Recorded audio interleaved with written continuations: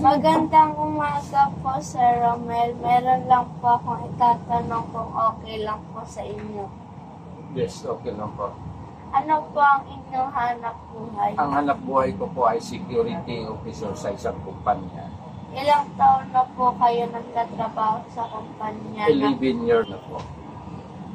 Bakit po yan ang naisip niyong profession? Dahil ito'y nagbibigay ng hanap buhay sa pamilya ko at nakakatulong ako sa kumpanya ko na magbantay. Ano-ano po ang mga suliranin na inyong naranasan bilang isang security guard? Ang naging suliranin simula nung nag-duty po ako doon ay may mga pagnanakaw at mga ninanakaw yung mga produkto. Paano niyo po nalutas ang mga suliranin na iyon?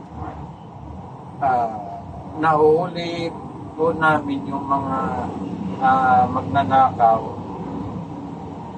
tuwing paglabas nila sa kumpanya. Kung bibigyan ka po ng isang pagkakataon, pipili ka pa rin po ba o ganyan po pa rin? Ganyan pa rin po. Bakit? Dahil nakakatulong ako sa kumpanya na napapasukan ko. Ano po ang inyong mensahe sa mga ninanais na maging katulad niyo? Sa mga kapwa kong gwardiya, dapat maging alerto tayo sa mga binabantayan at kumpanya para hindi mananakawan.